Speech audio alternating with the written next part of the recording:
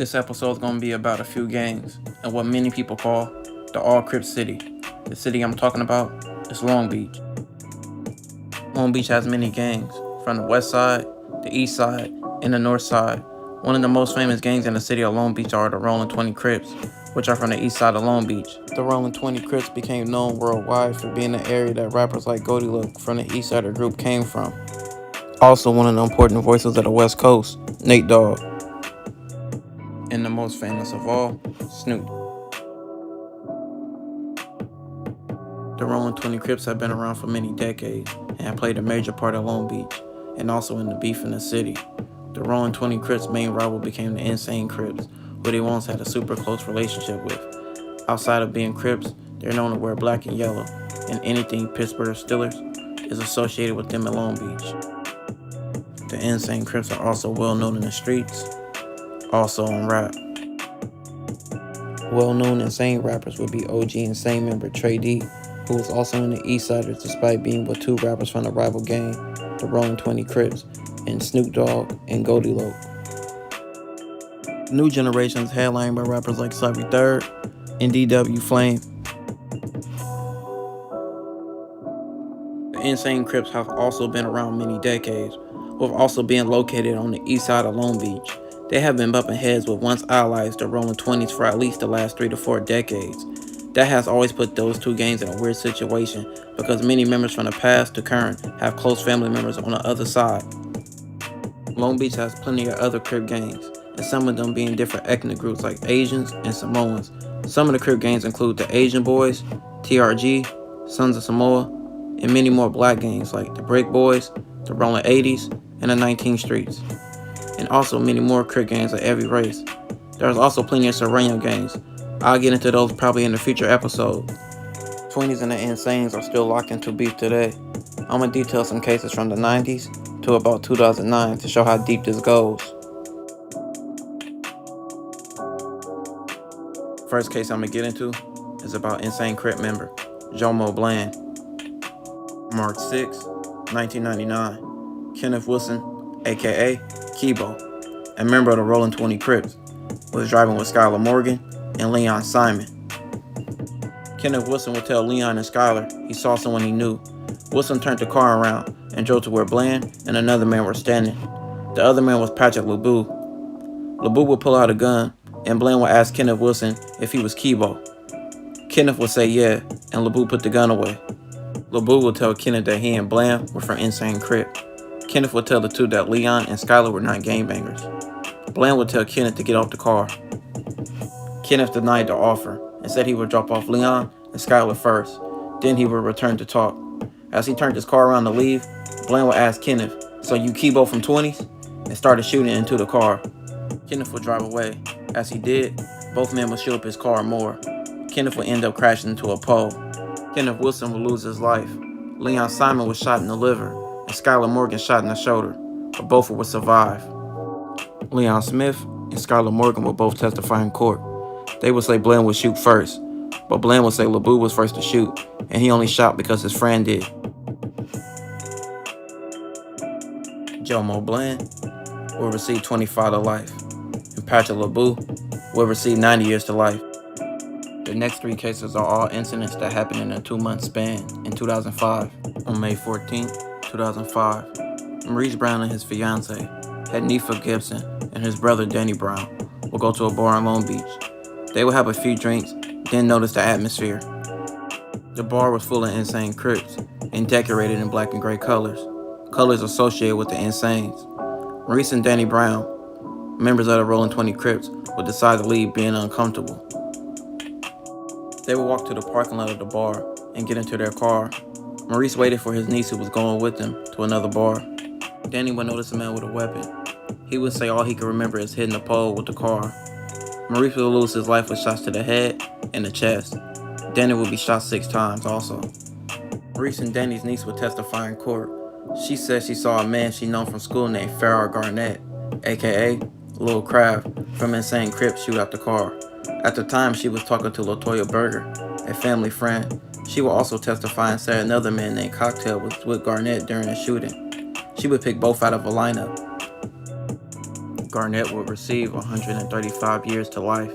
Also in May 2005, members of Rolling 20 Crips would put in work as well. Ronald Walker was a member of the Insane Crips. He knew Derek Brown and David Harvey since they were in elementary. Both would become from the enemy gang though, the Rolling 20 Crips. Once gangbanging started in their lives, they had on-site altercations.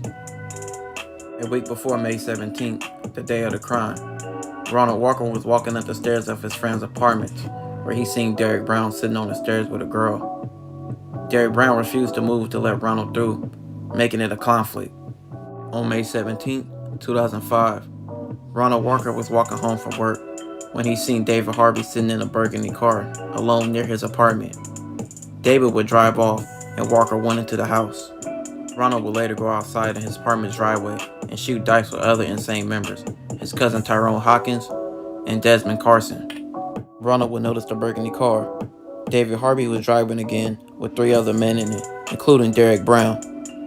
David Harvey would exit the car and walk toward the driveway where the Insanes were. Seconds later, Derek Brown and the other 2 men with Harvey would appear and begin firing at the Insanes. The 3 Insanes would run. Carson would jump over a fence and got away. Walker and Hawkins ran, and Derek Brown chased after them. Ronald would run past the bus and fell down after being shot. People on the bus would get a police descriptions and accounts of what happened. Derek Brown wouldn't get away. He would be detained by citizens until the police came. Derek would admit to police he chased and emptied the clip on Ronald and that he only shot at him and nobody else.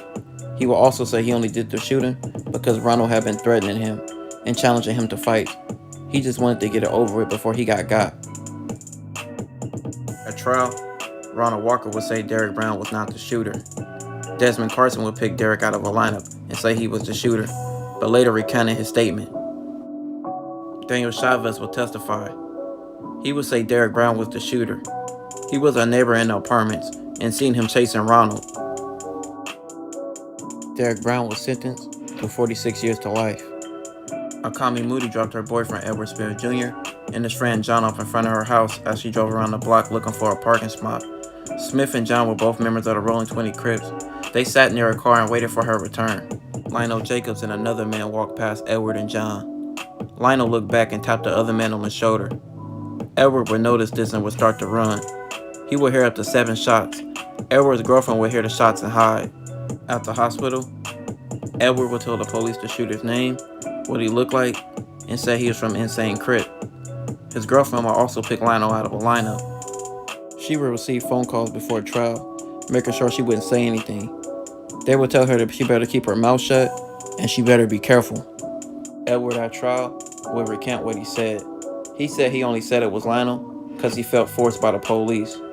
Even with both Edward and his girlfriend taking back statements, Lionel Jacobs would receive 25 years to life. Last 2 cases are tied together in a string of events and revenge. It started first when an Insane member took out a Rolling 20 Crip. On January 29, 2009, Duncan Baptiste was shot outside his home. He was shot in his neck and chest. He would lose his life after fighting 2 months in the hospital. Daniel Falk would testify. He was on his friend's balcony when he seen a man enter a walkway and heard shouting, then shooting, and Kai Edwards running away. The police arrived in the area and seen 2 men running and taking off their clothes like they were trying to change their appearance. The men would run and split up, but both men would get caught shortly. The other man was Trayvon Tuller.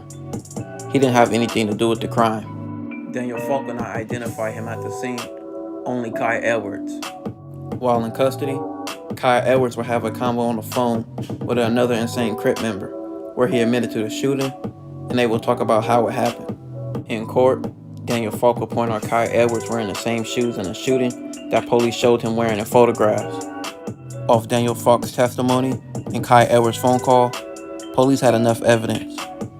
Kai Edwards will be sentenced to 50 years to life. The last case in this episode, the Rolling 20s got their revenge 2 days later. January 31st, 2009.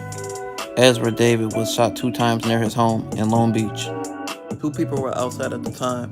They would hear gunshots and see a man wearing a white t-shirt and jeans with braids running away. Janice Armstrong will look out the window and see a man running with the same description get into a red car and drive away. A woman named Amelia will also see the same thing as she sat in her garage. Her nephew would say the car had a DMV permit. He believed the car to be an Acura. The car would be identified to Lewis White's girlfriend.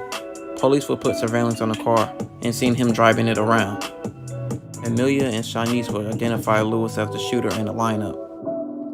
At trial, police would present evidence that Eric Baptiste was shot by the insane Crips 2 days earlier, and that Eric was a member of the Rolling 20 Crips, and that Lewis was getting revenge for a friend and fellow member.